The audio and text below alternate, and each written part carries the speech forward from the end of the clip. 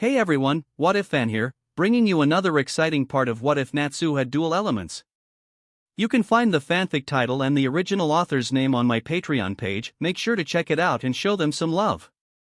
If you enjoy the video, don't forget to like, subscribe, and ring that notification bell so you never miss an upload. Also check out my Patreon channel for early releases of all the series, where you can find all the series released one day ahead of YouTube.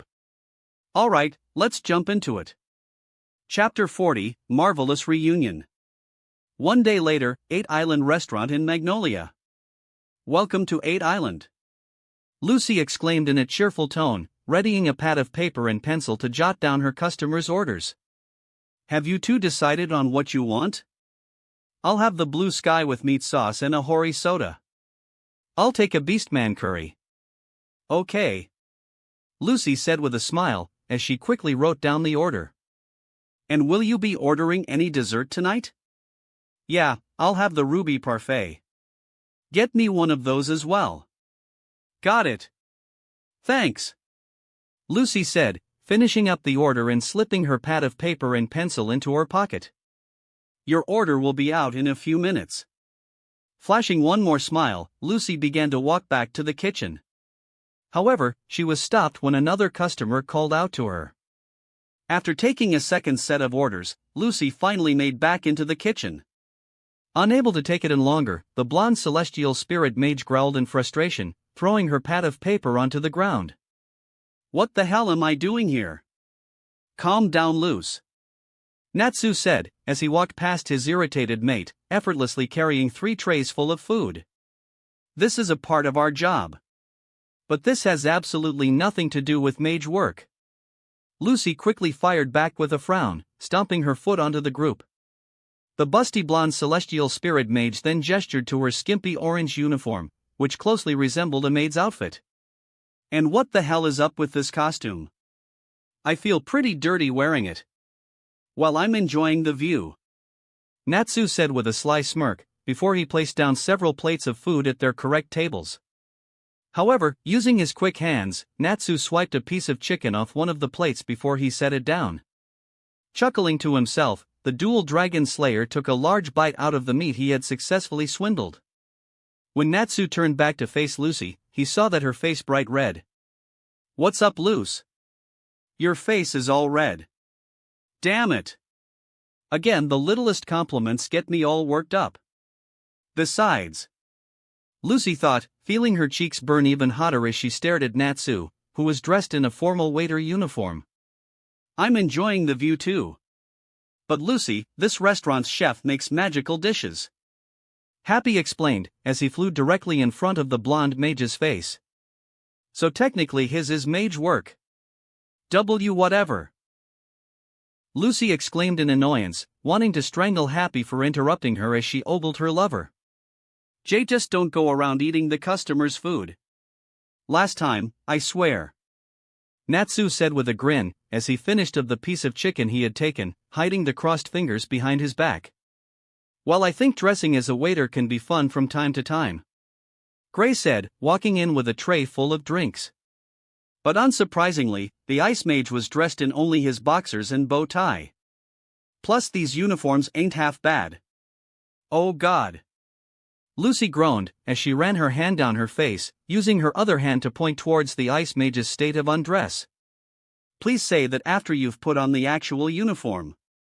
Ah, son of a bitch, Gray said, staring down at his lack of clothing. Well, whatever, I'll put the uniform on after I drop these drinks off. Why'd we even take this job anyways? Lucy asked, as she released a light sigh and leaned against a nearby wall. I mean, after the mission we went on the other day, I'm good on money for a couple months. Even so, this gives us something to do, and it's nice to go on simple missions every now and then, Gray replied, setting down the drinks he had brought out, before walking back over to Lucy. Besides, watch this. With a nod, Gray gestured towards the other side of the restaurant. Turning her head, Lucy was shocked to see Urza sauntering over towards one of the tables, putting a considerable sway in her hips. Lucy's eyes widened in surprise when she saw Urza rest one of her thighs on the table, as she leaned closer to her customers, which gave them a generous view of her exposed cleavage. Some people really get into their parts. I'll take your orders now, Urza said in a sultry tone, as she flashed the two men at her table a seductive smile. How can she be so bold? Lucy thought, watching the scarlet-haired knight openly flaunt her sexy body without a hint of embarrassment. After writing down the customer's orders, Urza winked at both men, before heading back to the kitchen. Lucy watched as both men blatantly gawked at Urza, their eyes glued to her every movement. I wonder how Natsu is taking this. Fearing that her mate might burn down the restaurant in anger, Lucy quickly began to search for Natsu. However, when she eventually found Natsu cleaning off a table, Lucy was surprised to see that he appeared to be unfazed by all the men ogling Urza, and even herself. He's not mad? I thought he'd be furious right now. You're probably wondering why I'm not blowing a fuse right now, right? Natsu asked with a smirk, as he turned to face Lucy, slinging the towel he was using over his shoulder.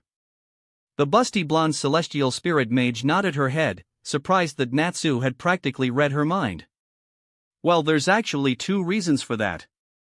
The first reason is that other men flirting and staring at you guys doesn't really bother me anymore. Sure, a couple years ago I'd be furious right now, but over the years I kinda became accustomed to it, because it happens so often. But if any of these sleazebags gets touchy with any of my girls, they'll be eating through a fucking straw when I'm done with them. Natsu's aggressive threat didn't really surprise Lucy, in fact it made her feel happy knowing that Natsu would always be there to protect her when she needed him. The second reason is that you, Urza and Mira are my mates now. So, I don't really have to worry some scumbag stealing you three away from me anymore. You're my girls now, those marks on your necks show the bond that we all share. Those others guys can look all they want, but they'll never have any of you. You're right, I feel like all four of us have gotten so much closer ever since we entered into this relationship. Lucy said with a bright smile, reaching back and gently rubbing her mate Mark. I never imagined that I'd be in a relationship like this, but I honestly don't regret it. In fact, I'm so happy with how things have worked out so far. Feeling a sudden fiery determination lit within her, Lucy balled her fists and smiled brightly. All right. I won't let Urza upstage me. I'll get back out there and give it my best shot. 6 hours later, behind 8 Island Restaurant. Thank you all for your hard work today, Yajima said with a smile, as he sat on top of a box behind his restaurant. I heard your little group had reputation of causing a ton of damage, but the only real problem was when Natsu here caused a fire. He managed to twist the situation into a little trick for the customers. Natsu grinned at the compliment and held up a peace sign. But it does my old heart good to see that kids these days can still work so hard. You guys are welcome back anytime. Today was quite the learning experience, Urza said, resting a hand on her hip. I'm sure it will come in handy someday. I think you just like the uniform. Happy teased with a giggle, which earned him a fierce glare from the scarlet-haired knight. Damn, I can't believe Mirakan does shit like this every day, Gray muttered, stretching his aching muscles. I guess now I can understand all the hard work she does. You're damn right she works hard, Natsu said with a smirk, as he crossed his arms over his chest. She works harder than you, that's for sure. What did you say, Flame Brain? Gray exclaimed, instantly butting heads with the dual dragon slayer. I dare you to say that again. Scared of hearing the truth? Natsu asked, as he poked Gray in the chest, his smirk widening. All right you two, that's enough, Lucy said in an exhausted tone, pushing both bickering mages away and sitting between them. I'm very tired right now and the last thing I want to assault my ears is your arguing. Sorry Luce, Natsu said in an apologetic tone, as he hung his head. It's okay Natsu, Lucy said with a soft smile, patting her lover on the head. Just try to take it easy for the rest of the night. Geez, she's got you in the palm of her damn hand, Gray muttered underneath his breath, as he rolled his eyes. You know, I was wondering Yajima-san, Urza said, approaching the short, elderly man. What happened with your job on the council? Oh that, Yajima said, as if it was nothing that was important. I retired already. The council? Natsu exclaimed, bolting upright in his seat. If he was on the council, then maybe her can tell me about Altair. Damn, I didn't know you used to have such an important job. Gray said, as his eyes widened in surprise. You guys seriously didn't know? Yajima-san was originally a member of the council. Lucy explained, staring at both mages as if they were idiots. Come on Natsu, you even went to the council when they arrested Urza. Things were happening so fast back then, I guess I never really got a good look at most of them. Natsu said with a weak chuckle, as he rubbed the back of his head in embarrassment. But now that you mention it, this guy does look kinda familiar. I must sincerely apologize to you all about what happened with Jalal. Yajima said, clasping his hands together and releasing a heavy sigh. The council made so many terrible errors when Jalal and Altair betrayed us. Natsu's eyes widened slightly at the mention of Altair's name. So now they intend to completely remake the Magic Council and make cuts in every sector. There's no need for you to apologize. Urza said with a soft smile, as she slowly shook her head. I heard you were the last holdout against firing Aetherion. Out of everyone on the old council, you had the least reason to retire. I guess I'm just not cut out for politics. Yajima laughed, pulling a spatula out of seemingly nowhere. I enjoy cooking far more. Everyone smiled, knowing that Yajima was now doing what he loved. However, Gray and Natsu both stiffened when Yajima spoke them directly. By the way, Natsukuan, Graykuan, from now on there's going to be a new council. I won't be there, so there's no watching fairy tales back anymore. You're both going to have to think a little more before you act. Yes, sir. Both Natsu and Gray said simultaneously, as they nodded in agreement. Good. Yajima said, hopping off the box her was sitting on. Then give my regards to Maki. Of course. Thanks for everything today. Urza said politely, as she bowed slightly in thanks. Okay guys, let's get back to the guild and report in. You guys head back first. Natsu said, confusing everyone as he stood up from his seat. I have to talk with Yajima for a minute, and I'd like to do it in private. Are you sure, Natsu? Lucy asked, as she cocked her head in confusion. We don't mind waiting for you. It's fine, Luce, I'll catch up with you guys. Natsu replied, flashing Lucy a toothy grin. I just have something important to ask Yajima. I'll be back right after I'm done. Come on, Lucy, he'll be fine. Urza said, as she gently grabbed Lucy's hand and began to pull her along. Okay, we'll see you back at the guild. Lucy called out with a bright smile, waving to her lover. Better not cause any trouble, flame brain. Gray said, as he weakly punched Natsu in the arm. Don't take too long, I know Mirai is waiting for you to get back. With those last words, Gray took off to catch up with Urza and Lucy. So Natsu-kun. Yajima said, grunting as he hopped back up onto the box he had previously been sitting on. What did you wish to discuss? Altair. Natsu said, as he locked eyes with Yajima. What do you know about her? I had a hunch that's what this was about. I noticed how surprised you looked when I mentioned her name. Yajima said, taking off his chef hat and running a hand over his bald head.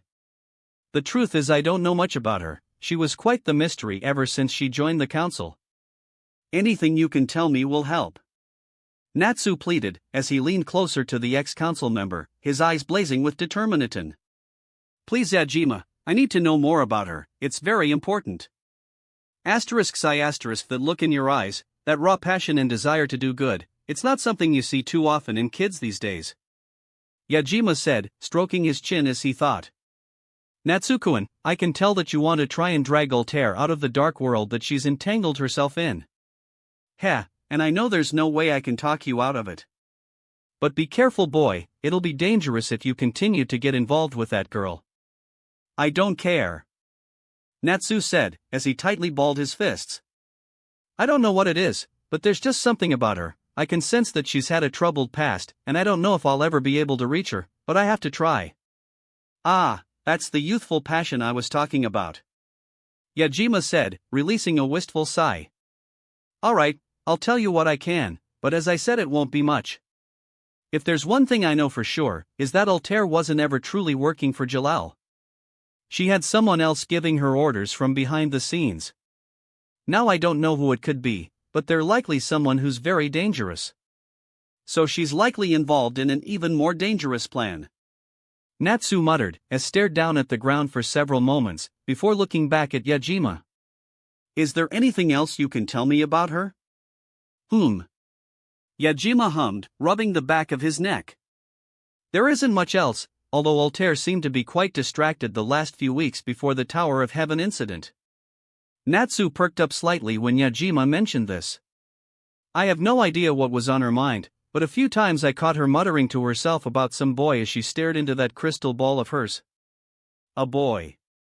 Natsu thought, as his brow began to furrow. Is it her father, brother, a lover, or could it be? Natsu's eyes widened slightly when he remembered his fight with Altair back on Galuna Island. Or could it be me? Releasing a heavy sigh, Natsu began to walk away, waving to the elderly ex-councilman. Thanks for your help, Yajima. Anytime, Natsukuan. Yajima called, watching as the dual dragon slayer disappeared around the corner. That boy, I hope he doesn't end up getting himself in serious trouble. I have to meet Altair again, I need to talk with her. Natsu thought, as he stared up at the sky overhead. I wonder where she is right now. Same time, skies over an unknown territory. The oration cease? I see. Altair muttered, staring out the window of the large flying ship she was in. The dress Altair was wearing revealed a strange gild mark on her lower back, the insignia appearing to be of a spike-covered heart. It appears as if they're on the move now. Turning back around, Altair smiled at a shadowy figure that was sitting in a throne across the room. What will you do, Master Hades? Leave them alone. Hades replied in a low, menacing tone, as he sank deeper in his seat. If they begin to make their move, the official guilds won't be able to sit around quietly. We can use this diversion to hunt down the key to remove the seal on Zerif. If things go perfectly, they could possibly eliminate certain troublesome guilds for us. Fairy tale. Altair said, turning her head away from Hades to look back out the window, a troubled look in her eyes. Is that who you're referring to? That would be a nice start. Hades said, as a twisted smile spread across his face. Oh, and Altair, you may want to be a little more careful with that thing. Altair was quite confused, until she saw Hades gesture to the crystal ball in her palm. Looking back her crystal ball, Altair's eyes widened in surprise when she saw that it was replaying images of Natsu Dragnil's fight against Laxus Dreyer. This Natsu boy has been on your mind for quite some time now, it appears to have almost become an obsession of yours, and even after I warned you to not get involved with him. Altair gasped in fear when Hades released an immensely powerful wave of dark magic, causing a chill to run down her spine and her knees to shake. You're walking on very dangerous ground right now, Altair, if I think you're going to betray me, even for a moment. Altair's eyes widened in terror, feeling as if all the air had been knocked out of her lungs. I will not hesitate to kill you. Yes, Master Hades. Altair said barely above a whisper, feeling tears form in her eyes. Before turning off her crystal ball, Altair watched as Natsu defeated Laxus Dreyer one last time, entranced as he stood triumphantly over his defeated opponent. That immense power he wields, it's not something I can ignore. The next day, Fairy Tale Guild Hall. What's all this supposed to be, Mira? Lucy asked, as she gestured towards a large chart full of names that had been drawn on one of the guild's walls. This looks kinda like the chart of guilds that you drew for me when I first joined Fairy Tale. But I don't recognize most of these names. However, as Lucy scanned through the dozens of names on the chart, she eventually saw two that were familiar. Naked Mummy and Eisenwald, are these all dark guilds? Very observant Lucy. Mira Jane said with a smile, before turning back to look at the expansive chart. The reason I had Ritas make this chart is because the dark guilds have been making coordinated moves lately. We'll need to strengthen our bonds with the other light guilds to fight back against them. What are those big three guilds gathering in the center? Elfman asked, as he pointed towards the three biggest names in the center of the chart. I've never heard of any of them before. Juvia knows who they are. Juvia said, walking towards the chart and staring up at the sprawling names on the wall. Those are the three most powerful dark guilds, the Balam Alliance. The three dark guilds in the Balam Alliance are Oration Cease, Grimoire Heart, and Tartaros.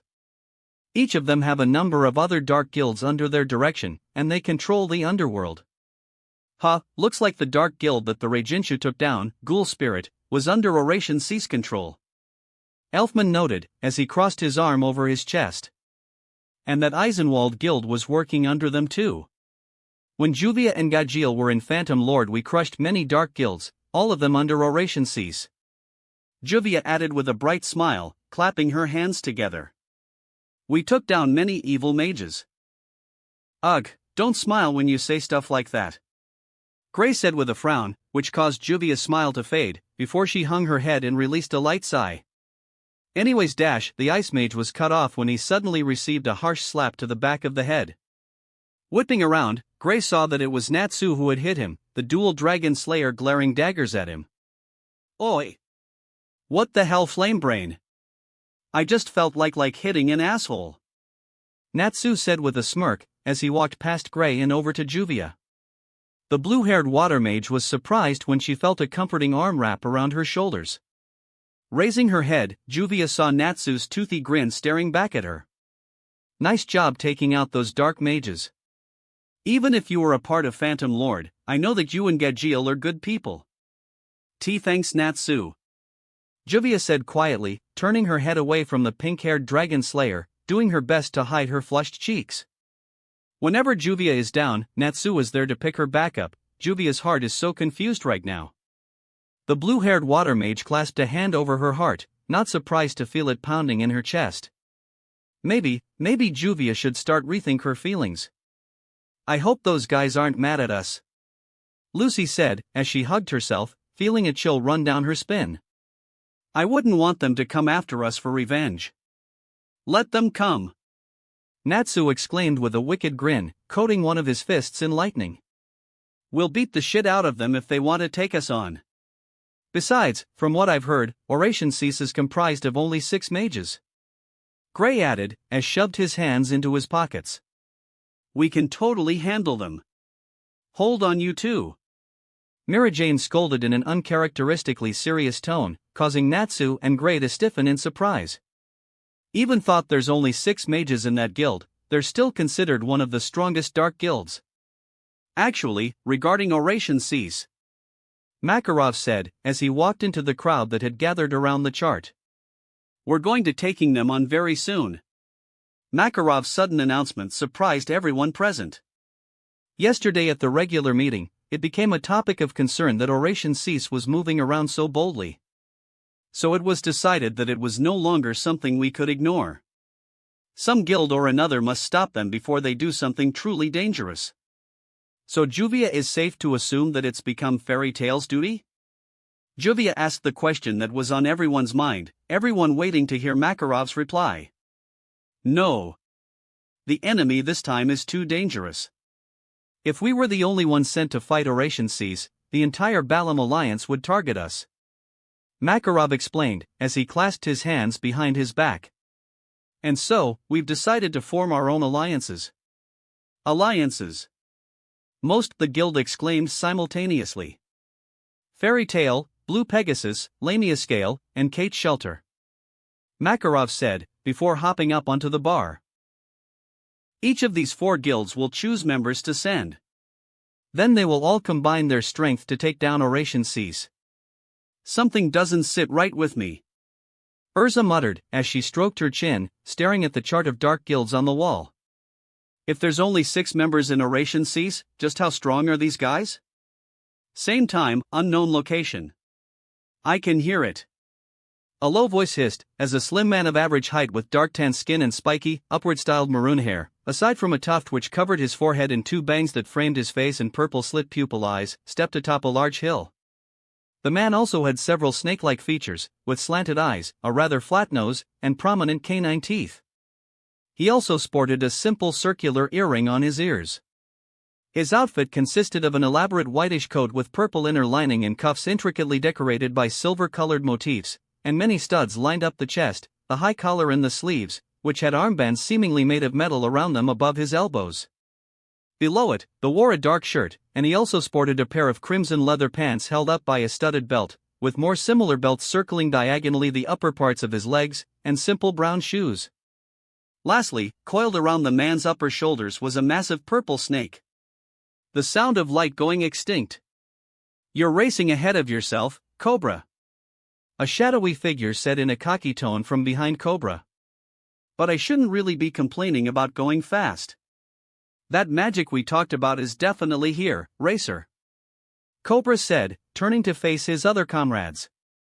"The magic that brings thee upon endless darkness and sends all light to extinction," another shadowy figure said, an evil smirk spreading across his face.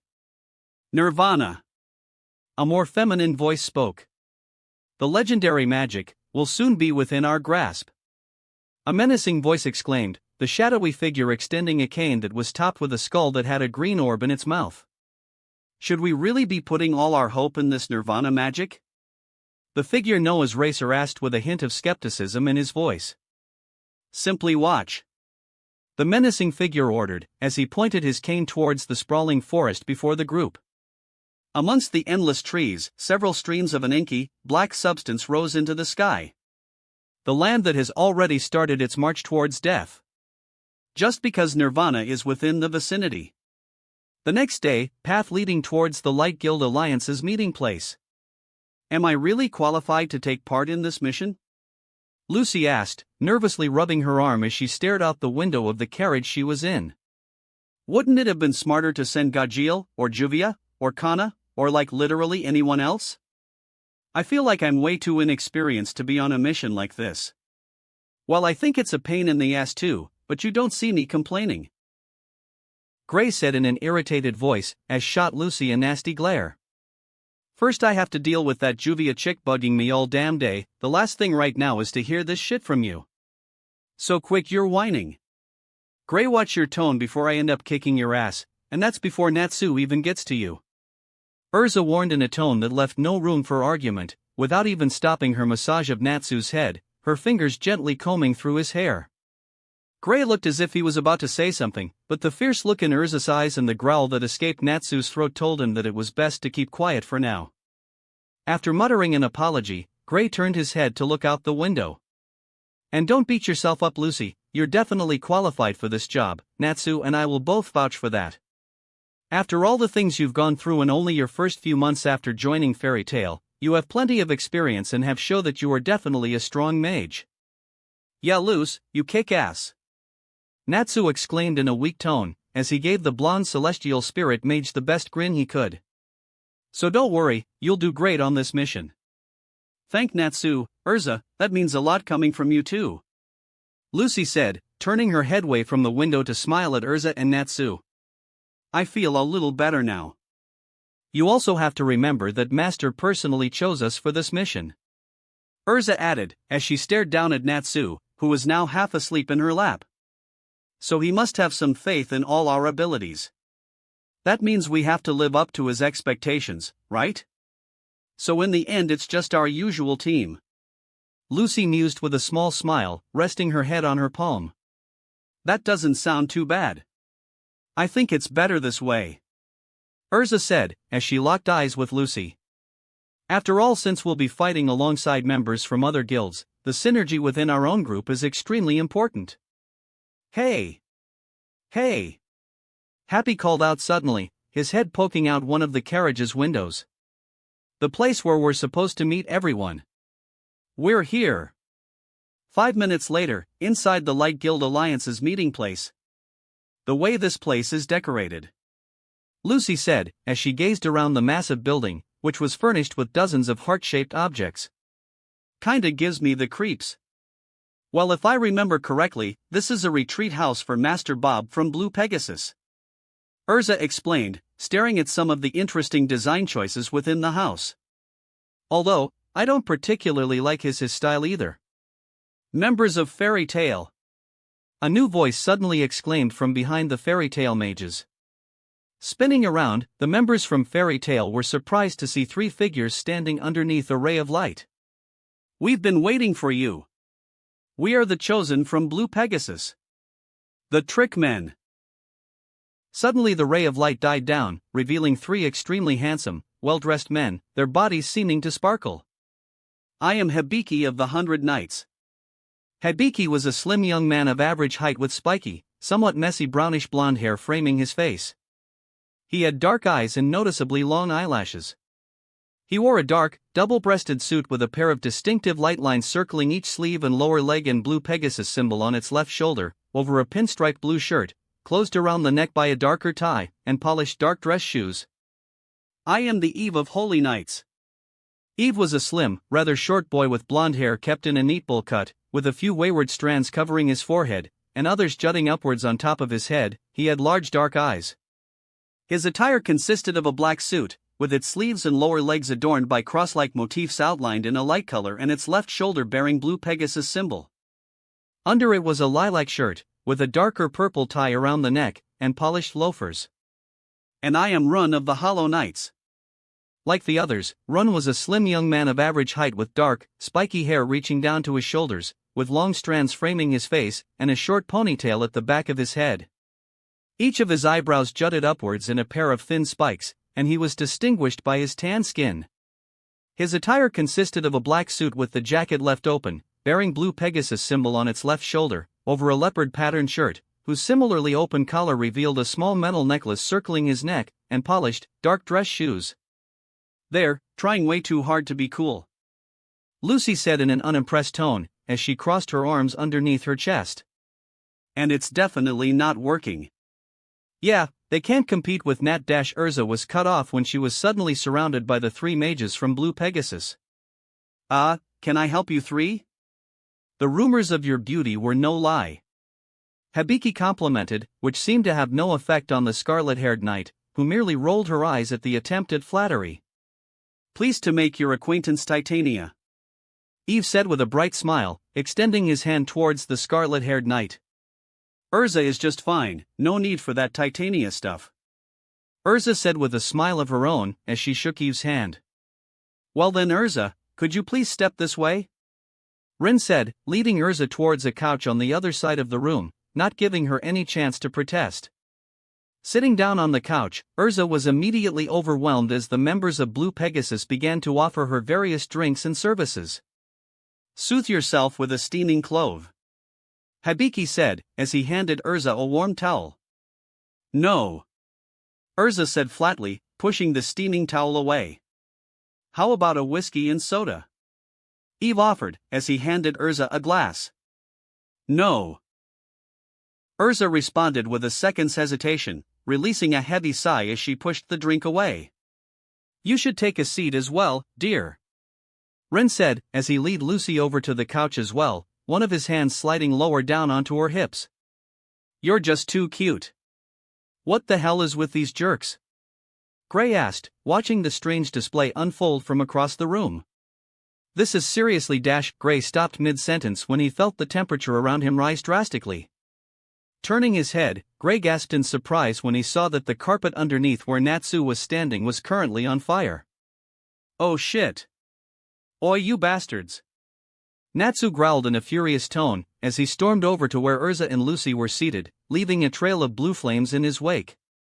Before Urza and Lucy even had a chance to try and clam Natsu down, he had already grabbed a hold of Hibiki's suitcoat and pulled him close. Hibiki gulped in fear when he saw the anger blazing in Natsu's eyes. Run and Eve tried to intervene, but they were stopped when a circle of blue flames suddenly surrounded Natsu and Hibiki. Back off. Natsu's dead serious and furious tone caused Ren and Eve to step back. Seeing that the other two had backed off, Natsu turned his attention back to Hibiki. Now, let me make one thing very clear to you guys. If you want to be cute and flirt with Urza and Luce, that's fine, I can handle that. They're both stunning girls and I know guys are going to hit on them, but... Natsu released a throaty growl as he got right in Hibiki's face, his scorching hands singeing the Blue Pegasus mage's jacket. Don't you dare lay a fucking hand on them. Whipping his head around, Natsu glared fiercely at Ren. Especially you. Don't think I missed your damn hand trying to sneak a feel of Lucy's ass. The blonde celestial spirit mage blushed bright red in embarrassment, as she sat on her hands to cover her rear end. After chewing out Ren, Natsu turned his attention back to Hibiki. Urza and Luce are my girls, and I won't allow other guys to get touchy with them. You can be nice, you can even try to sweet talk them, but keep your damn hands to yourselves. Next time I have to warn you guys, things are going to get ugly real fast. What do you mean they're your girls? Eve asked, his eyes narrowing suspiciously at the pink-haired dragon slayer. These girls aren't possessions that you own. They aren't yours. Oh God, you shouldn't have said that. Urza muttered, as she pinched the bridge of her nose. You've just made things worse. You should have just kept your mouth shut. Lucy added, shaking her head in disappointment. Natsu was going to end things here, but you just riled him up even more. Listen here, you little punk. Natsu snarled, as he released Hibiki and turned his attention to Eve. Now standing in front of Eve, Natsu seemed to tower over the shorter blue Pegasus mage. You don't seem to know how relationships work for dragons. Eve quirked an eyebrow when he heard this. When a dragon finds a mate, they stay together for life. They form an everlasting unbreakable bond, where they always stay together and look out for each other. Through thick and thin, good times and bad, never leaving each other's side. Now Natsu was face to face with Eve, locking eyes with him. So when I say that Luce and Urza are my girls, I don't mean it like I own them. I share a special bond with both of them, a bond that most people won't understand. I love Luce and Urza, and we're all connected on a level deeper than any normal relationship. So again, keep your damn hands off them. Lucy and Urza were both fiercely blushing now, as they stared at their shared lover in a mix of shock and love. Despite the embarrassment they both felt, Lucy and Urza both smiled brightly, feeling a warm sensation emanating from their mate marks. All the blue Pegasus mages stood in silence, shocked by what they had heard from Natsu. Tensions were extremely high right now between Natsu and the blue Pegasus mages, and no one wanted to say anything to make the situation even worse. However, the silence was broken when the sounds of clapping echoed out from the stairway in the center of the large lobby. Now boys. A deep masculine voice said, as a shadow-cloaked figure walked down the stairs. Let's end things here and make up. We need to work well with our new comrades. W. Watts with that sweet-sounding voice. Lucy muttered, feeling uncomfortable chills running down her spine. I don't know why, but it's seriously creeping me out. Ah, it's Ichiya-sama. The three blue Pegasus mages exclaimed, before they bolted towards the staircase. Ichiya? Urza stuttered out, her entire body growing stiff, something that wasn't missed by Lucy and Natsu. You okay, Urza? Lucy whispered, as she quirked an eyebrow at the scarlet-haired knight's odd behavior. You look like you're freaked out or something. How long has it been, Urza-san? Ichiya asked, continuing to descend down the stairs. It's been far too long since we last spoke. I never thought you'd be on this mission. Urza replied, as she tightly gripped the fabric of her skirt. Oh God, why'd he have to be here? How I've dreamed of seeing you again, my honey. Ichiya exclaimed, finally stepping into the light for everyone to see him. And what they saw was absolutely not what they were expecting. Ichiya was a short and rather stout man with a distinctively big, somewhat rectangular face, a large flat nose which seemed to be shining, and prominent cheekbones. He had dark eyes and thick eyebrows, with a pair of lines pointing towards his nose below them, plus some stubble around his mouth and a very prominent chin. His orange hair was kept in a wavy style with many curved spikes jutting outwards, with one acting as a fringe on the left side of his face. He also possessed mildly hairy legs. Ichiya's attire consisted of a white suit with elbow-long sleeves, with distinctive pants ending below his knees in dark hems, adorned by blue Pegasus symbol on its left shoulder, over an orange shirt covered in many dark leaf motifs, possessing sleeves reaching down below his elbows and closed around the neck by a red bow tie, and elegant light shoes paired with light socks. The left part of his chest was adorned by a large blue rose, and a wide, dark belt was seen hanging over his right hip, with several vials attached to it, containing some unknown substances. This one night is all for you. My honey. Lucy parroted, as her jaw hung open in utter shock. Is this guy serious? Oh, so you were Ichiyo-sama's girlfriend. Hibiki said, bowing to Urza in apology, with Eve and Rin joining him. We beg your pardon for our rude assumptions. I deny that with every fiber of my fucking being.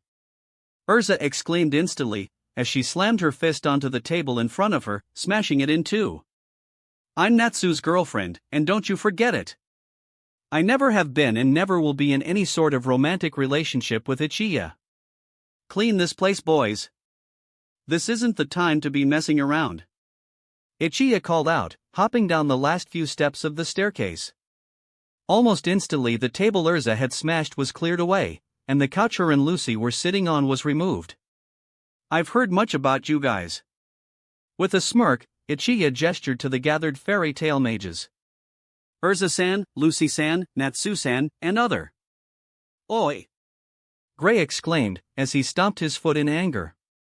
I'm important too, ya bastard. Ichiya moaned, completely ignoring Gray as he began to sniff the air. Releasing a shaky breath, Ichiya began to dance towards Urza and Lucy. What a splendid perfume you both have. This guy's is creeping me the fuck out. Lucy said, as she hugged her body, taking a step away from Ichiya. Why is he moving like that?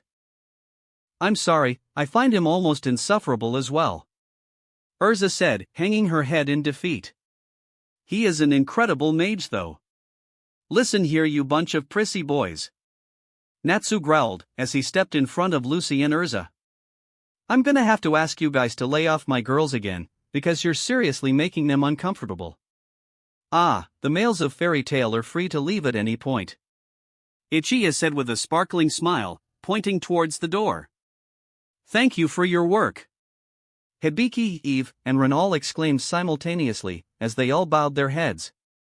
These guys are like a bunch of damn comedians. Gray said in an irritated tone, shoving his hands into his pockets as he walked up next to Natsu. I wonder if there'll be any use in a fight. Oh, you want to have a go?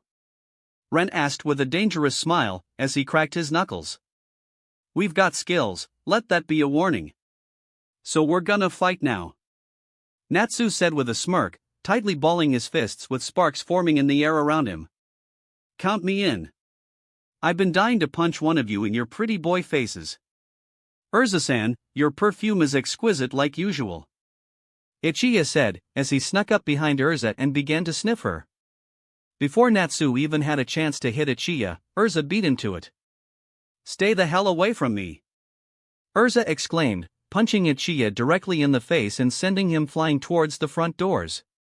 Seriously, don't go around smelling people. Right before Ichiya could crash into the doors, they flew open and his head was caught in the palm of someone's hand. Gray's eyes widened in surprise as he watched Ichiya's body begin to freeze over. You guys sure have a strange way of greeting your guests. Are you trying to disrespect Lamia Scale? A familiar voice said, as Ichiya was lowered to the ground, revealing that Lion was standing in the doorway. Instantly, Gray and Lion locked eyes, both of them surprised to see the other. Gray! Lion! Gray exclaimed in shock, surprised to see his fellow apprentice in a place like this. Oh, so you took Gray's advice and joined a guild. Natsu said with a grin, resting his fists on his hips. You having a blast? Shut up. Lion said flatly, as he hurled Ichiya's half-frozen body towards Gray and Natsu. What the hell are you doing? Gray exclaimed, catching Ichiya and gently setting him down. You're the ones who started it. Lion said with a smirk, as he released a light chuckle. I wish all the guys here would just go. Hibiki said, shaking his head in annoyance. You males have been nothing but a bother since you got here. Oh dear, but there is a woman here too. A feminine voice said from the doorway behind Lion, as the carpet beneath Urza and Lucy began to move. Doll attack, carpet doll. Lucy dove out of the way, as the carpet suddenly transformed into a monster. However, Urza didn't hesitate to cut the carpet monster in half with her sword, before resheathing the blade. Why the hell did we get attacked? Lucy exclaimed, getting back up onto her feet. Wait, doll magic, I recognize that magic. Ha, I knew you wouldn't forget me. The feminine voice proclaimed, as the possessed carpet fell to the ground, revealing Sherry standing beside Lion. But please do forget my past transgressions. For I have been reborn for the sake of love. A devious smirk spread across Sherry's face as she glared at Lucy. I cannot feel any love for you. I've still got some hate left for you too. Lucy shot back, her hand hovering over her celestial gate keys, ready for Sherry to make the first move. Stop. That's enough, all of you. A booming voice yelled out from behind Sherry and Lion. Looking beyond the Lamia scale mages, everyone present, except Lion and Sherry, was shocked to see a mountain of a man towering over them. The man was tall and massive with a heavily muscular figure, distinguished by his bald head, a pair of oval-shaped black marks just above his black eyes, and by his seeming lack of eyebrows. His clothes mirrored those that were commonly seen worn by ancient civilizations such as Mayans or Egyptians, although his thick boots resembled Inuit garb. His chest was bare, being only covered by a series of dark belts crossing it diagonally, and around his neck he donned a short mantle, covered in horizontal blue and white stripes and sporting edges decorated by numerous short, yellow strings hanging from it. On his arms were tight-fitting green armbands almost reaching up to his shoulders, seemingly made from the skin of a reptile. Around his waist there was a long loincloth, held up by a simple belt and sporting a motif composed of several arcs, with a single spot in each of their concave part and simple decorations reminiscent of fleur-de-lis above them. The loincloth was fur-lined, something which matched the design of his boots, almost completely composed of fur. He also sported a dark green headpiece shaped like a reptilian, crocodile-like head, complete with sharp teeth pointing downwards, beady yellowish eyes and elongated, jagged ear-like protrusions, which matched his armbands, with what appeared to be a black Egyptian-like wig reaching down to his shoulder under it, giving the impression that he actually had hair. We are here to come together as allies. We gathered in this place to defeat Oration Cease. This is no time for infighting. Asterisk psi asterisk, you're right, Jurasan. Lion said, as he lowered his guard. So that's the ace of Lamia scale. Run muttered, stroking his chin as he analyzed Jura's form. Iron Rock Jura. Even I've heard of him before. Lucy said, as she stared at Jura in utter shock. He's one of the 10 wizard saints. Now we have 3 guilds are all accounted for. Jura said, slamming his staff onto the ground to get everyone's attention. All that's left is the group from Kate's shelter. Heh, you say group? Ichiya said, as he quickly recovered from being frozen, a bright smile on his face. But I heard it's only 1 dash. Everyone shut the hell up for a second. Natsu suddenly exclaimed, surprising all the mages present with his outburst. Without saying another word, Natsu began to frantically sniff the air, moving around the building to get a better whiff of whatever had caught his attention. Where the hell did it go? I know I smelled it. What's up, Natsu? Lucy asked, as she walked up to her mate. What did you smell? I know I caught it, even if it was only for a moment. Natsu muttered cryptically, continuing to search for whatever scent he was looking for. Suddenly the pink-haired dragon slayer bolted upright, inhaling deeply as he found the scent he had lost. I know I recognize this scent. It has to be her. Whipping around, Natsu raced towards the building's front doors. As the dual dragon slayer neared the double doors, he could hear people speaking on the other side. Calm down, child. Why are you in such a rush? Those fools inside aren't going anywhere. I can't calm down, Carla. I know I caught his scent. He's definitely in there. It's slightly different, but I'd recognize that voice anywhere. It can only be. Natsu thought, as he kicked open the building's front doors, coming face to face with a blue-haired teenage girl. The pink-haired dragon slayer locked eyes with the blue-haired girl, both of them panting slightly as they simply stared at each other. She had grown a lot since he had last seen her, but there was no way Natsu could mistake who the blue-haired girl was. With a massive grin, Natsu pulled the girl in for a tight hug, lifting her off her feet. Wendy! I knew it was you. Natsu! I'm so glad I finally got to see you again. Wendy exclaimed, feeling tears well up in her eyes as she hugged Natsu back. The Sky Dragon Slayer wrapped her arms around Natsu's neck and buried her head into his chest, inhaling his unique scent. It's been so long. I thought we might never meet again. Oh, of course we'd see each other again. I promised, didn't I? Natsu said with a toothy grin, as he set Wendy back down. After their initial, emotional reunion, Natsu finally got a good look at Wendy. After 7 years, Wendy had become a beautiful young woman. The first thing Natsu noticed was how tall Wendy had become, the top of her head now reaching up to his chest. Next, Natsu noticed that Wendy had grown her hair out significantly. Before it had only reached down to her shoulder, but now she sported a single long ponytail that went down to the small of her back, with 2 long bangs framing her face. Natsu could tell that Wendy had grown physically stronger as well, noting the lean muscles in her arms and legs. There was one thing that didn't change though, and that was Wendy's warm brown eyes that seemed to draw Natsu to them. However, there was one other change that Natsu would never admit to noticing, and that was Wendy's bust size. While nowhere near as well endowed as most of the girls he knew, Natsu did notice Wendy's developing breasts budding through her dress. Speaking of Wendy's attire, she wore a simple dress with 2 blue and yellow wavy stripes running across the dress, and ending in small pointed edges at the bottom. Around her arms and legs she also sported wing-like attachments, highlighting her affinity with Sky Dragon Slayer magic. And you always keep your promises, Wendy said with a small smile, clasping her hands over her heart. I'm so happy right now. I finally got to see Natsu again. He's grown so much since I last saw him, and I can tell that he's gotten very strong.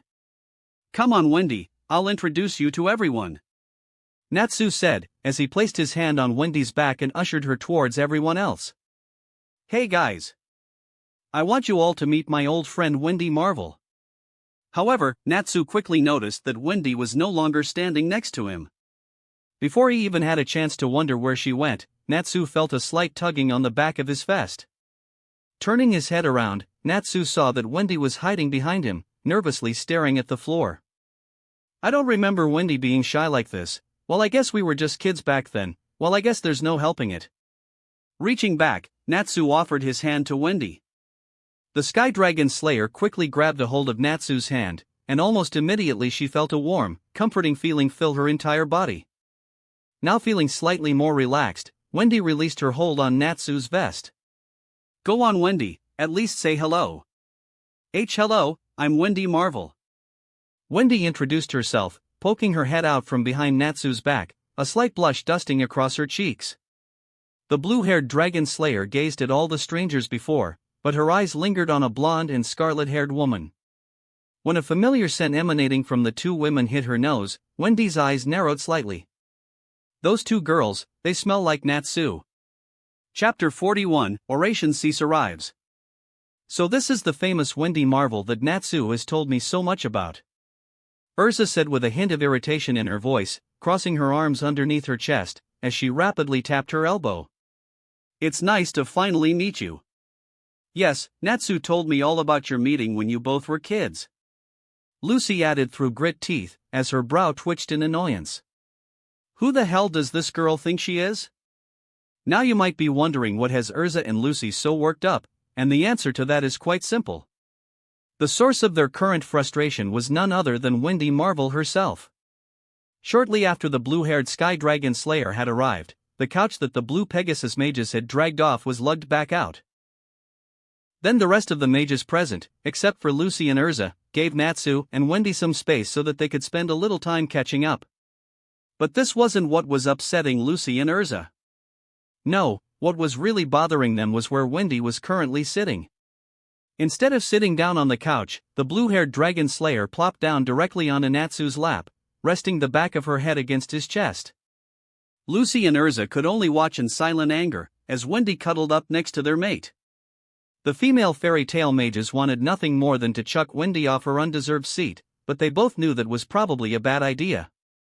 Lucy and Urza both knew that Wendy meant a lot to Natsu, and that he probably wouldn't be too happy if they started a fight with her. "Heh, it's so good to finally meet you again after so many years, Wendy." Natsu laughed with a toothy grin, completely oblivious to the annoyed glares his 2 mates were sending him. "So what have you been up to the past 7 years?" "Oh, not much. I've been occupied doing jobs for Kate Shelter and looking for any clues about Grandini." Wendy replied a devious smirk, as she locked eyes with Lucy and Urza. "I can see that you've been busy though, Natsu. Both Lucy and Urza's faces flushed red when Wendy said this, but this little remark flew right over Natsu's head. Feeling satisfied with Lucy and Urza's embarrassed expressions, Wendy turned around to look at Natsu.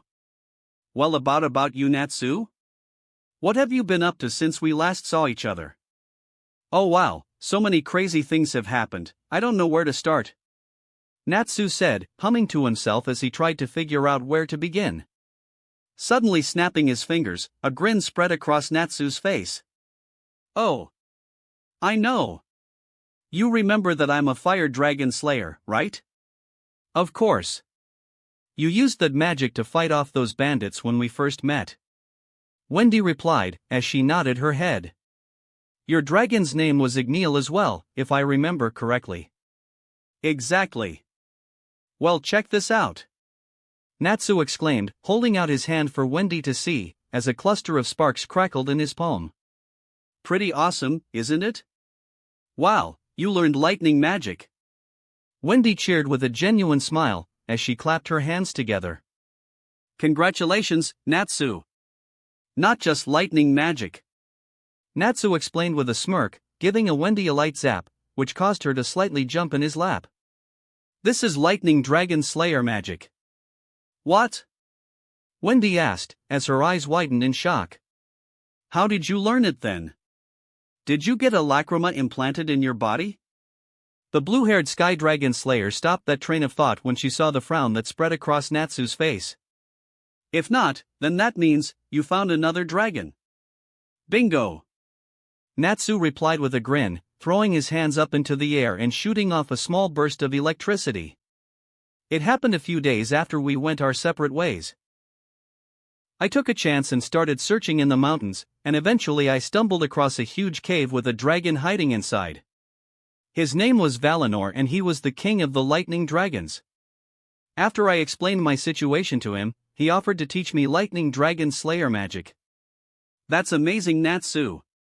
Wendy exclaimed in excitement, as her warm brown eyes completely lit up. If you managed to meet another dragon, does that mean, did you learn anything about Igneal or Grandini? I'm sorry, Wendy. Natsu said in an apologetic tone, a sad smile spreading across his face.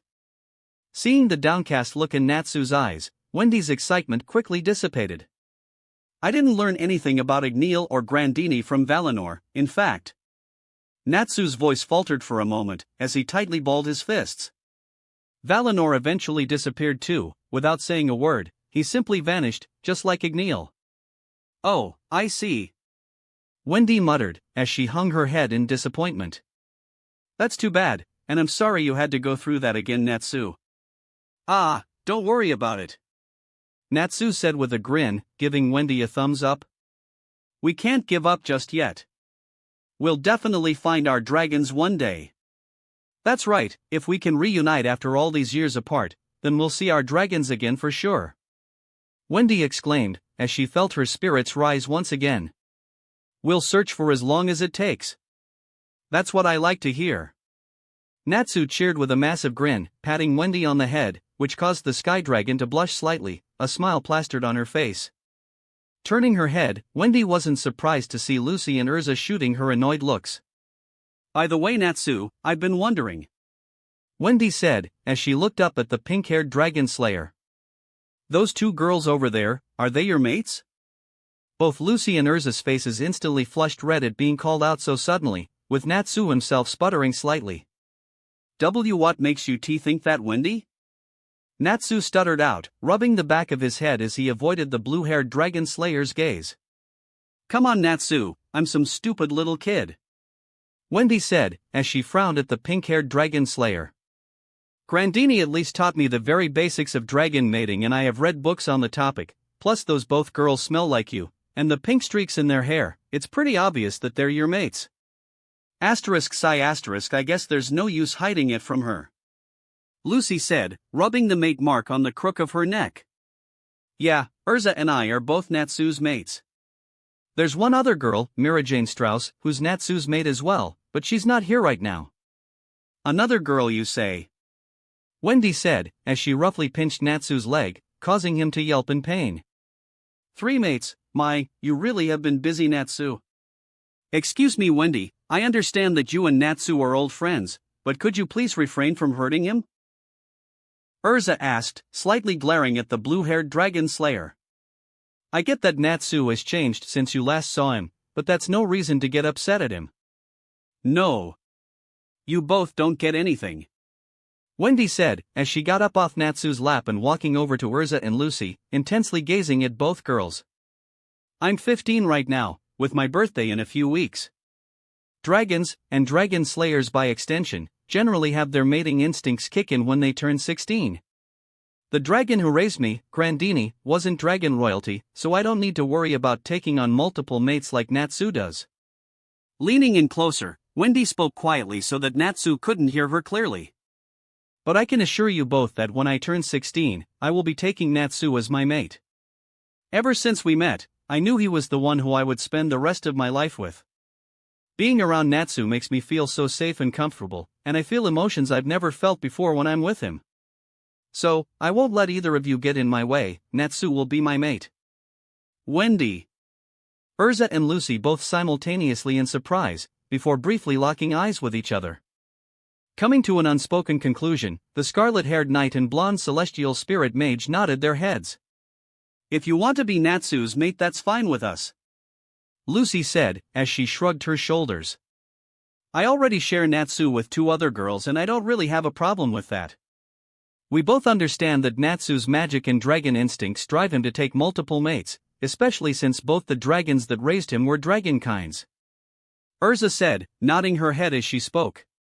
So as long as you don't hog Natsu all to yourself, you're free to take him as your mate. We won't try and stop you. Are you serious? Wendy asked, as her eyes widened in surprise. You'll let me take Natsu as my mate? Of course, Wendy, Lucy said with a smile, placing her hands on the blue-haired dragon slayer's shoulders. Urza, Mira, and I all love Natsu. We decided that it was best to share him and his love, that way all of us could be happy with him. It's been a great decision so far, and we've all grown so much closer together.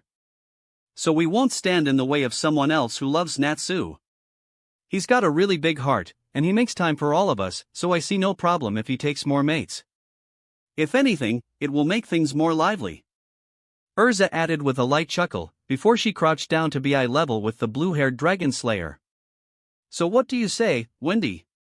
Let's end this hostility and be friends instead, because if things go the way you want, we'll be spending a lot more time together. I think I'd like that, Wendy said with a smile, shaking both Lucy and Urza's hands as a sign of their newly formed friendship. Sorry about how I acted earlier. You two have known Natsu for a while, so you know how possessive dragons can be. It's fine, Wendy, we understand, Lucy said, as she brushed some blonde and pink lock out of her eyes. There's no hard feelings. Ahem asterisk, are you four ready to begin? Jura asked, walking over to the gathered mages and tapping his staff onto the ground. Because we cannot afford to waste any more valuable time now that all the guilds are accounted for. TCH, we've got this big, important mission and Kate's shelter only sends one teenager, Sherry said, as she eyed Wendy suspiciously. Seems kinda irresponsible to me. Oh, but she isn't alone, you garish woman, an annoyed feminine said from the building's entrance. Turning around, everyone but Wendy was surprised to see a small, white cat wearing in a pink dress walking towards them. Carla. Oh man, I'm so sorry about running ahead like that, Wendy said in an apologetic tone, as she clasped a hand over her mouth. I just got so excited at the thought of meeting Natsu again, I just wasn't thinking straight. For heaven's sake, child, how many times have I warned you about that? Carla said with a frown, crossing her arms over her chest. You scared me half to death when you bolted off like that. This is the first time I've seen another cat like me, Happy thought with a slight blush, as he stared at Carla with hearts in his eyes. She's so beautiful. When Carla noticed that Happy was gazing at her, she huffed and turned away from him. However, this wasn't going to dissuade the blue cat. He was determined to win Carla's affection. Everyone, before we go on this mission, I have to let you know something, Wendy nervously said, walking in center of all the gathered mages. I'm not really going to be any help in a fight.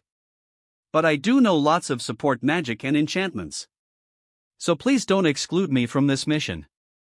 It's that meek attitude of yours that makes people look down on you. Carla chastised, as she shook her head. You really need to try and be more assertive. Don't worry about it, Wendy, I know you'll do great. Natsu said with a toothy grin, placing a comforting hand on the Sky Dragon Slayer's shoulder.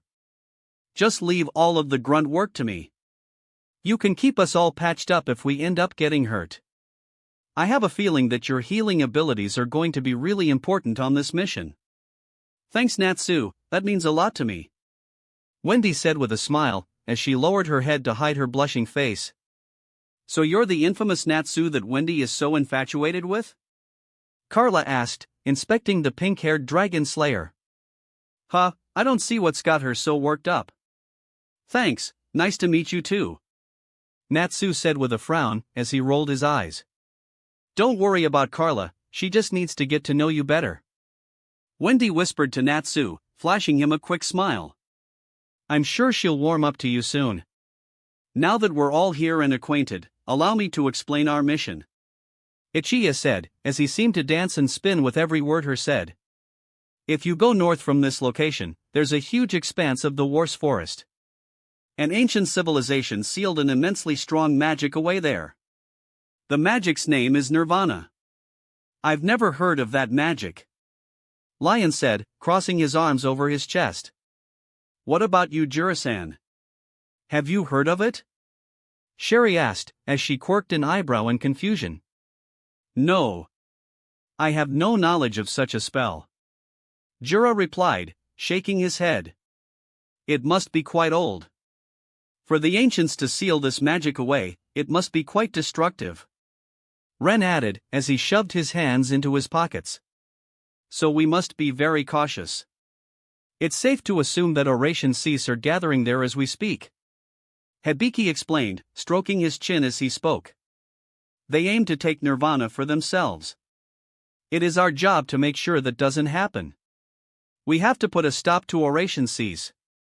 All the non-blue Pegasus mages were surprised when Hibiki's hands were coated in a golden glow. We 12 mages are up against their 6, but do not underestimate them even for a second. They are all unbelievably strong. With a flick of his wrist, Hibiki threw up 6 golden squares of light, all of them displaying pictures after a few moments. Their members include Cobra, who controls poisonous snakes, although his true potential is unknown. Racer, who is specialized in speed-based magic. Hot Eye, of the Heaven's Gaze. Angel, who can apparently see into your heart. Midnight, who we have next to no data on. And their head commander, Brain, each of them has enough power to crush a guild on their own. We'll need to use our numerical advantage. I know I'm not as strong as you all. Lucy muttered, as she tightly balled her fists. But I'll give it my all. I have people who put their faith in me, I'll prove that they weren't wrong to do that. And I'll support you all the best I can. Wendy exclaimed in a nervous tone, her body visibly shaking in a mix of fear and nervous excitement. You all can relax on that account. We won't simply be relying on fighting strength as our only tactical advantage. Ichiya said in a surprisingly serious tone. All will be fine as long as we can find Oration Cease base. Oration Cease has a base of operations out here? Lion asked, as he cocked an eyebrow. This is the first I'm hearing of something like that.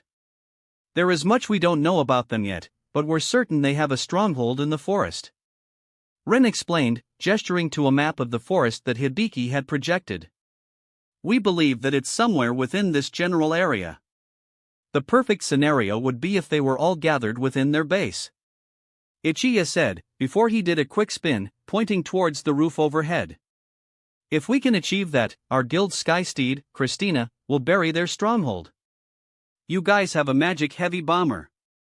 Sherry exclaimed, her eyes widening in shock. But aren't we going up against people? Lucy pondered, as she gazed at the people gathered around her. Isn't a bomber kinda overkill? They are the type of enemy that warrants that firepower. Jura explained in dead serious tone, causing a chill to run down Lucy's spine. Listen here, even when it comes to battle, we must not fight on our own. We must always battle with odds of at least 2 on 1. Oh, this is getting me all fired up. Natsu cheered with a grin as he punched his fist into his palm, causing a small burst of electricity. Not surprising the fairy tale mages, Natsu bolted towards the front door without a moment's hesitation. Okay, I'm gonna fight all of 6 of them at once. Turning around mid-sprint, Natsu locked eyes with Wendy. Come on Wendy, let's go kick some ass. We'll show them the power of 2 dragon slayers. Alright. Let's do this. Wendy exclaimed with a smile, feeling her nervous wash away as she chased after Natsu. Natsu believes in me, so I'll show everyone that I can be useful. Slow down, child. Don't be reckless. Carla called out, as she sprouted wings and quickly flew after Wendy. Wait up Carla, I'll go with you. Happy exclaimed, flying after the female white cat. That young girl is a dragon slayer? Jura said in a shocked tone, as he watched Wendy run out of the guild with a bright smile on her face. I would have never imagined. Come on Lucy, let's get after him. Urza said, equipping his sword onto her hip and making her way towards the front door. We can't let Natsu get Wendy into trouble. Yeah, knowing Natsu he's bound to get himself into a tough situation. Lucy added, as she followed closely behind Urza. Then we'll have to clean up the mess her caused. That damn idiot. Gray grumbled, tailing slightly behind Urza and Lucy. Why does he have to be so damn hot-headed? I don't like the idea of fairy tale one-upping us. Lion said, as a smirk spread across his face. Let's get out there Sherry. Right behind you. Sherry exclaimed, her and Lion both sprinting out of the building, much to Jura's annoyance. We're going too. Ren yelled, as he darted out of the building, Eve and Hibiki hot on his heels. This is not how I would have liked to start the mission, but nonetheless it has begun. Jura said, crossing his arms over his chest. We shouldn't waste any time and join them as well. One thing Jura-san. Ichiya said, as he danced over to where the massive man was standing. I'd like to ask you as a member of the 10 Wizard Saints, are you a match for Master Makarov? Oh, not at all. Jura replied with a small smile, waving a hand dismissively. The title of Wizard Saint is bestowed by the Council. I may have the title, but I'm the weakest of them. Comparing me to Makarov is like comparing heaven to earth. Is that so? Ichiya muttered with a smirk, as he discreetly reached for the vials on his belt. I am quite relieved to hear that. I was worried what would happen to me if you were on the same level as Makarov. Jura quirked an eyebrow in confusion at Ichiya's odd behavior. However, Jura quickly had to cover his mouth as noxious fumes started to fill the room. What is this abysmal smell? Jura exclaimed, collapsing down onto one knee.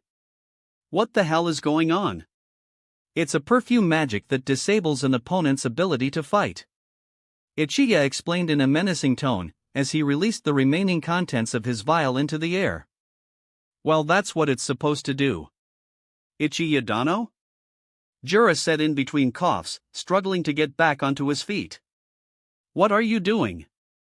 Jura's eyes widened in fear as Ichiya rushed towards him, the fumes in the air preventing him from dodging. Unable to move, Jura gasped in pain as Ichiya stabbed a dagger through his side. Only adding to the confusion, Jura watched as Ichiya exploded into a cloud of smoke, being replaced by two small creatures with blue-colored bodies and 2 antennae. They had small, black, beady eyes with white pupils. They both wore shorts, with one wearing orange shorts, while the other wore black ones. One had a carrot shape for a mouth, while the other has an V for a mouth. They both also had a sash running from their left shoulder to the right side of his waist. What the hell? That Ichiya guys doesn't think about anything but sex, eh? The creature in orange shorts said to the other. He doesn't think at all. The creature in black shorts replied, as it threw its arms up into the air. He was just a useless adult. We get it, so stop your complaining. A new feminine voice said from the building's entrance. Jura's eyes widened in fear when he got a good look at the girl. She was definitely a member of Oration Cease. Why you are? Jura struggled, pressing a hand onto his bleeding wound. How did you? Oh, you're worrying about that old pervert? Angel said with a smirk, as she shrugged her shoulders. I had him copied. And because of that, I know about your entire plan. Jura felt a chill run down his spine, remembering everyone else that had run ahead, and the danger they were likely. Smirk widening, Angel rested her head on her palm. That's right. We managed to take out 2 big shots right off the bat. I am mortified. Jura managed to say, before collapsing to the ground, losing consciousness because of blood loss. I will not allow any children of light interfere. Angel said in a wicked tone, as she glared down at Jura's unconscious form. And who try to will be punished by an angel. Same time, with Natsu and the others. I can see it now. The forest. Natsu cheered, spotting the tree lean just ahead of him. Come on guys, let's get to work. Right behind you, Natsu. Wendy exclaimed, as she followed just behind the pink-haired dragon slayer. Let's teach these guys not mess with us. Why did he have to drag Wendy into his stupid stunts? Urza asked, lagging slightly behind Natsu and Wendy. The last thing we need is our only support mage to get hurt. I don't think we have to worry about Wendy getting hurt, Lucy said, as she kept up with Urza's pace, much to the scarlet-haired knight's surprise. Natsu will make sure nothing bad happens to her. If anything happens, he'll keep her safe. The blonde celestial spirit mage slowed down slightly when she noticed a massive shadow creep over her and everyone else. Looking up, Lucy's eyes widened when she saw what was overhead. Urza! Check it out! Oh! Urza exclaimed with a smile, spotting Blue Pegasus magic bomber flying above them. That must be the magic gunship Christina. Everyone stopped for a moment to marvel at the massive flying ship, elegantly cutting through the sky. However, that marvel was quickly dashed as explosion rocked Christina's hull. Fire erupted from the magic gunship, as it quickly began to descend towards the ground. This can't be happening. Hibiki gasped, as he covered his mouth with his hand. Christina is crashing. What the hell happened? Lion asked, watching as Christina smashed into the ground ahead of them, which kicked up a massive cloud of dust and debris. Wendy! Natsu said, as he stood protectively in front of the blue-haired dragon slayer. The pink-haired dragon slayer glared at the billowing smoke cloud, sensing an ominous presence from within. Stay behind me, someone is coming. Moments later, 6 figures emerged from the smoke, all of them resembling the pictures Hibiki had projected. Looks like Oration Cease decided to come to us. Looks like the maggots have been gathering. Brain said, slamming his staff into the ground. Looks like we'll have to exterminate them. We already know about your pathetic little plans. Angel said with a smirk, as she rested a hand on her hip. We've already taken down Ichiya and Jura. That's not possible. Ren exclaimed in anger, taking a step towards the Oration Cease mages. We don't believe you. Heh, I can hear you all trembling. Cobra said with a grin, as he shoved his hands into his pockets. Yeah, I'm trembling all right. Natsu said with a grin matching Cobra's, as lightning crackled off his body. I'm trembling with excitement. Oh, I like you already. Cobra said with a twisted smile, his snake slithering around his shoulders. I'm gonna enjoy breaking you. I never thought you'd intercept us. Urza said, as she tightened her grip on her sword's hilt. Well, I'm glad you did, because you saved me the trouble of searching for you guys. Natsu exclaimed, before charging directly towards the Oration Cease mages, with Gray following right next to him. Destroy them. Brain ordered, moments before Racer rocketed past him, blazing towards Natsu and Gray. In the blink of an eye, Racer was behind Natsu and Gray. Racer wound up and prepared to hit both fairy tail mages with a spinning kick. However, Racer was shocked when Natsu spun around and blocked his kick. You think you're fast? Natsu asked with a smirk, before he grabbed a hold of Racer's leg and hurled him into a nearby tree. Try being faster than a lightning bolt next time. Whipping around, Natsu turned to face Lucy, flames bursting from his cheeks. Luce, right next to you. The blonde celestial spirit mage turned her head and was shocked to see an exact copy of herself standing right next to her. Fire dragon's roar. The stream of scorching flames hit the imposter Lucy, causing it to explode into a cloud of smoke. You may look exactly like Luce, but you smell nothing like her. That's quite enough of that, you're wasting our time and money. Hot Eye said, pointing towards his own eyes, moments before they began to glow ominously. One does not need love as long as they have money. It's so true. What the hell is he on? Natsu was cut off as the ground underneath him began to warp and distort, seemingly turning into a liquid. Shit. Focusing his magic, Natsu coated his entire body in orange lightning. Lightning dragon's flash step. The pink-haired dragon slayer's body morphed down into a streak of lightning on the ground that shot towards Hot Eye. A split-second later, Natsu sprung up in front of Hot Eye, hitting the large man with a powerful uppercut that sent him tumbling back. A growl rumbling his throat, Natsu spun around midair and locked onto Racer, who had recovered and was making his way towards the blue Pegasus mages. Lightning dragon's static roar. A burst of orange lightning exploded from Natsu's mouth and quickly caught up with Racer, who was forced to abandon his attack to dodge. Landing back on the ground, Natsu came face to face with Midnight, who appeared to be fast asleep. Oi, you serious right now? This guy must be a really heavy sleeper. Let's wake him up then. Natsu inhaled deeply, his cheeks bulging with blue flames. Fire dragon's purifying roar. However, Natsu was surprised to see his flames swerve around Midnight, as if there was a force field around him. What the hell? I wouldn't do that. Racer said, dashing around behind Natsu. Midnight's is pretty scary when he's awake. Cocking his fist back, Racer tried to punch Natsu. But once again, his attack was stopped when the pink-haired dragon slayer spun around and stopped his attack. Still too slow. Natsu said with a toothy grin, as he grabbed a hold of Racer's arm, before lifting him into the air and slamming him into the ground back first. You really need to speed things up, man. So strong. Lion muttered, staring at Natsu in shock.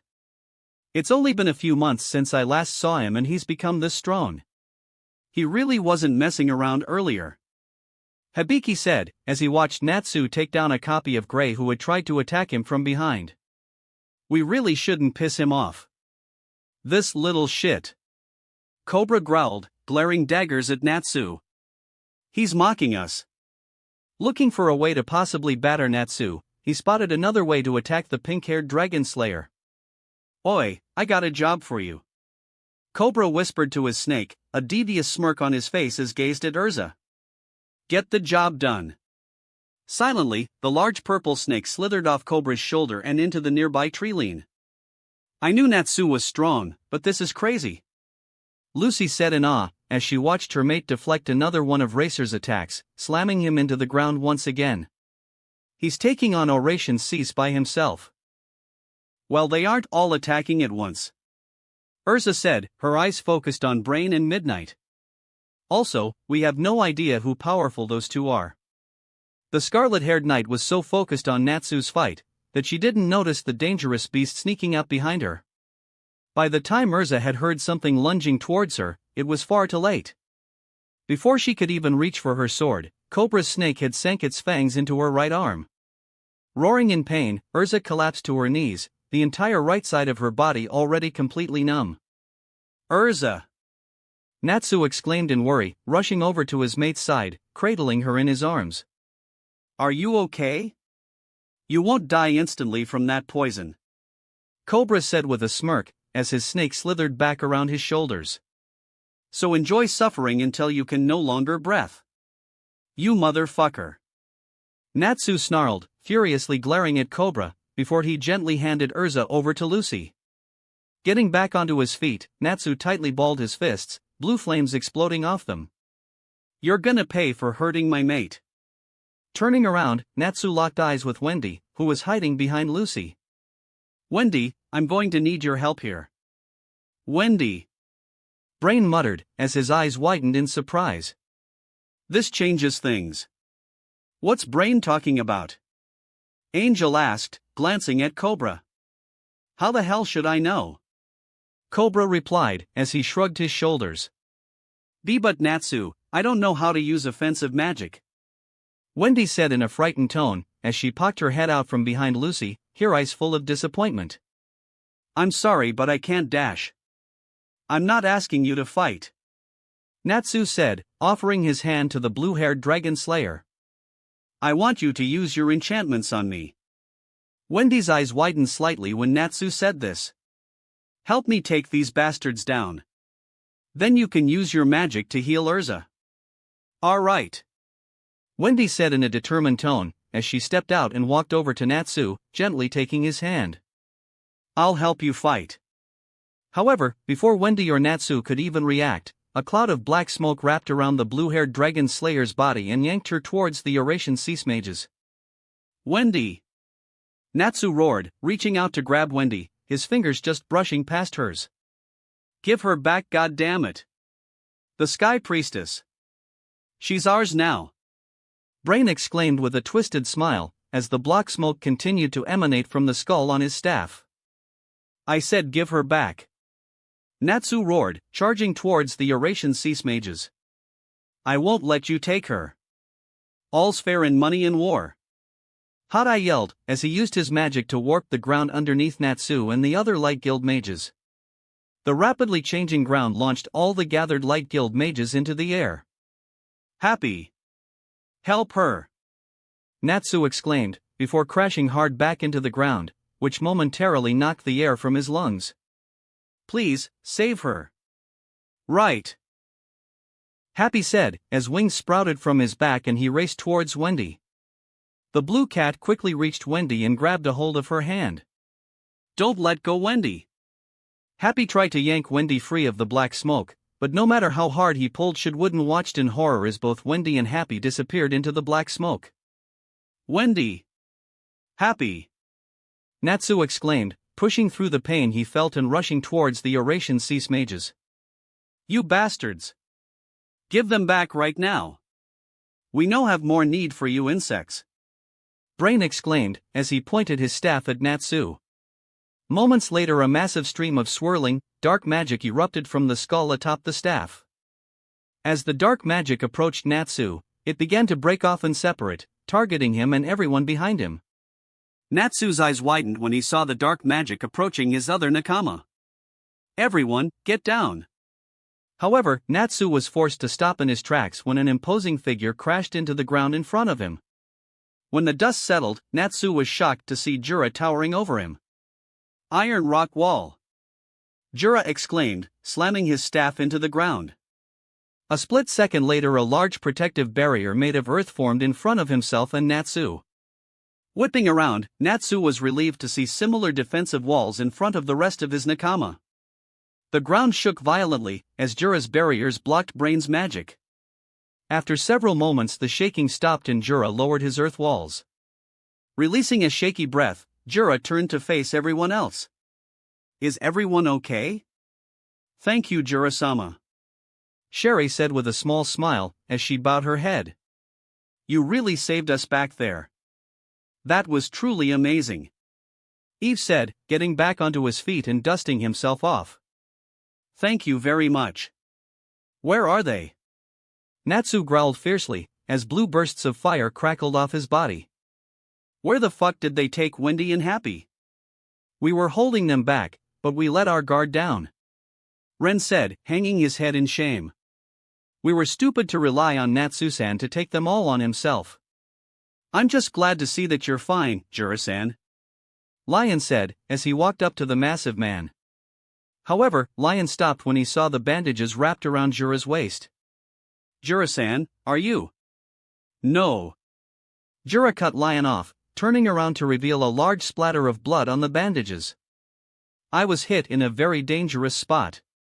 Jura suddenly gestured behind himself, showing that Ichiya was also with him. I was only able to fight because of Ichiya Dano's temporary pain-reliving perfume. The Eurasian Seas fled just as we were arriving.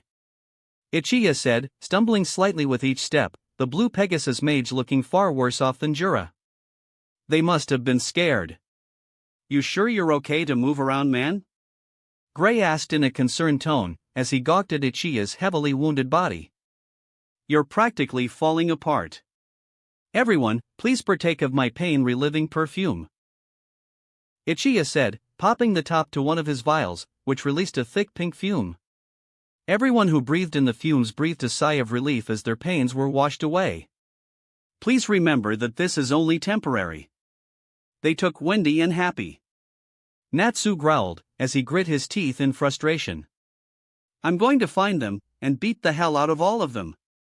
Natsu, Carla said, surprising everyone but the pink-haired dragon slayer, as white wings sprouted from her back. Flying up to the dual dragon slayer, Carla grabbed a hold of his scarf to keep him from running off. I understand that Wendy and the male cat mean a lot to you. I also understand that you're very upset right now, but now isn't the time to be rash and running off. We need to formulate a plan, also. Turning her head, Carla turned Natsu's attention back to Urza, who was currently propped up against a tree. There's a more pressing matter we must solve. Oh shit. Natsu cursed, scrambling to his feet and rushing over to Urza's side. Fuck me, I almost forgot in all this mess. Are you okay, Urza? Please hang in there, Urza. Lucy cried, as tears stung her eyes, grabbing a hold of the scarlet-haired knight's good hand. We'll save you, so please just fight through this. I can't believe my pain-reliving perfume is having no effect, Ichiya muttered, staring at Urza in shock. It's practically inconceivable. This is no time for us to be sitting around. I can't help anyone like this, Urza said in a pained voice, as she reached up and grabbed Lucy's belt, forcing the blonde celestial spirit mage to quickly reach down and hold her skirt up. I'm sorry, Lucy, but I'm going to borrow this. Everyone gathered around Urza and watched as she tightly tied the belt around her poison-filled arm. Biting down into a cloth, Urza materialized a sword next to her. Taking a breath to steel her nerves, Urza outstretched her arm. Do not hesitate, cut it off. Urza, what the hell are you dash? I understand, I'll do it. Lion cut Natsu off and grabbed the sword, raising it above his head. Lion, you bastard. Natsu snarled, as he got in the ice mage's face. Don't you even fucking think about it. Do it! Urza exclaimed, her voice being muffled by the piece of cloth in her mouth. It needs to be done. We can't allow her to die here, Lion said, as he swung the sword. However, everyone gasped in surprise when Natsu stopped the blade with his flame-coated hand, melting the sword in half. Natsu! What the hell are you doing? Is her arm worth more than Lion was cut off when he received a fierce punch to the jaw, courtesy of very pissed of Dragon Slayer. Are you fucking deaf? Natsu roared, grabbing a hold of Lion's jacket and yanking him back onto his feet. Did you not hear what I said after Urza was first bit? Wendy can heal her. Her Sky Dragon Slayer magic can be as an extremely powerful healing magic. That's what I was trying to tell you fools, Carla said, as she shook her head in annoyance. But you were all suddenly gung-ho about cutting this poor woman's arm off. Alright, this is no time to be fighting amongst ourselves, Jura said, pushing Natsu and Lion apart, acting as a barrier between them. If what Natsu and Carla say is true, then our objective is clear. We need to rescue Wendy for Urza-san's sake. You're right, Natsu said, as he tightly balled his fists. A few moments later, Natsu offered his hand to Lion. Let's work together to get Wendy back and save Urza. Heh, of course, Lion said with a smirk, before shaking Natsu's hand. Can't have you showing me up anymore. All right, everyone, Natsu exclaimed, as he extended his fist towards his nakama. Let's go. Yeah. The rest of the light mages cheered, bumping all their fists together. That wraps up this part of What If Natsu Had Dual Elements. Thanks so much for listening. As always, new parts drop every 4 days, so be sure to stay tuned. Also check out my Patreon channel for early releases of all the series, where you can find all the series released one day ahead of YouTube. If you enjoyed the video, don't forget to like, subscribe, share it with your friends, and please consider supporting the original author as well. See you in the next one.